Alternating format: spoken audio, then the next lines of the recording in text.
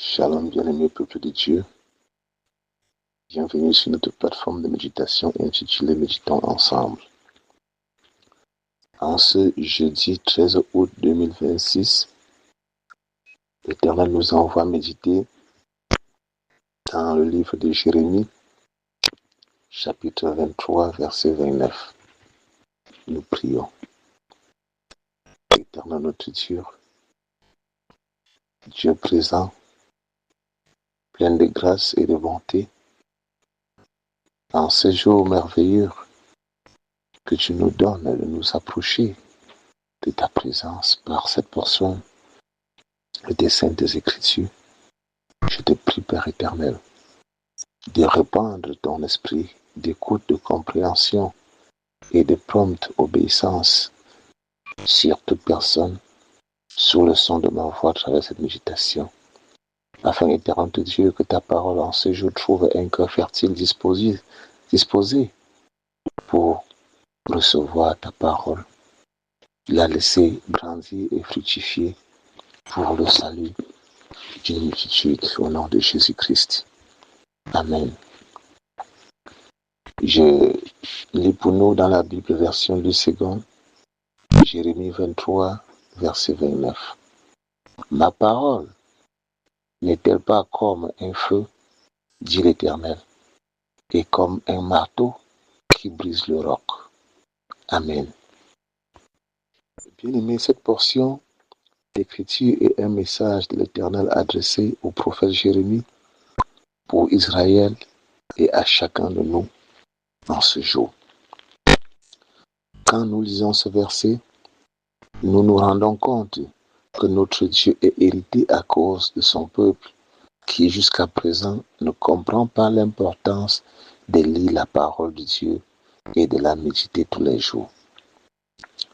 Par ce message, le Seigneur veut que nous sachions que la parole de Dieu est une lampe qui éclaire notre chemin. Elle est une arme puissante et redoutable. Le Seigneur, par ce message, je l'avoue, me fait un peu trembler parce qu'en ce jour, comme ce peuple d'Israël, nous connaissons avoir beaucoup négligé la parole.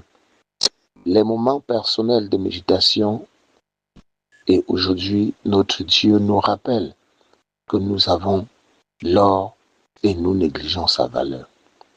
En même temps, ce passage nous réjouit le cœur, car c'est bien de savoir que cette parole a un pouvoir extraordinaire et que nous pouvons l'utiliser devant toutes les situations tenaces de nos vies sans inquiétude.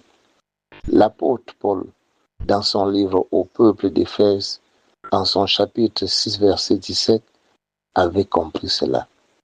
Il dit que la parole de Dieu est l'épée de l'esprit.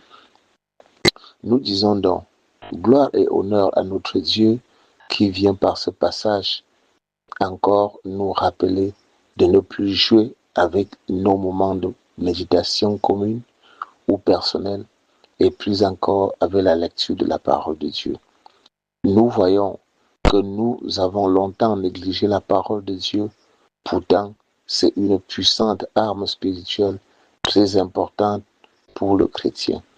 Avec cette annonce, nous disons que quiconque est chrétien et veut voir les choses changer en bien dans sa vie, doit dès à présent faire des efforts d'aimer la parole de Dieu, la lire et aussi la mettre en pratique.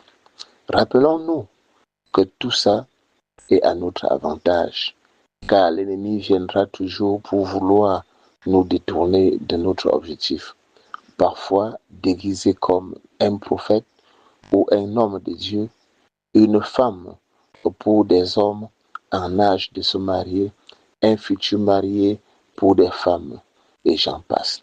Ce n'est pas un jeu. Satan est très méchant. Sa mission est de nous détourner de notre mission, raison pour laquelle nous devons bien être enracinés et attachés à la parole de Dieu afin de triompher et de tenir ferme. Certainement, comme notre Dieu a révélé à Josué dans son premier livre, au chapitre 1, verset 8, que celui qui respecte cela doit être champion en tout. Que le Seigneur nous apprenne à lire et à méditer véritablement sa parole comme il le veut, au nom de Jésus-Christ. Amen. Bien-aimé, si c'est la première fois que tu nous rejoins sur cette plateforme de méditation, n'oublie pas de t'y abonner, surtout de liker et partager cette méditation, afin que l'Éternel par toi puisse toucher un grand nombre de personnes pour le salut de leur âme.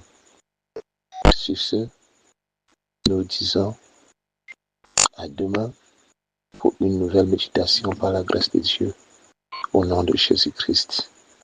Shalom.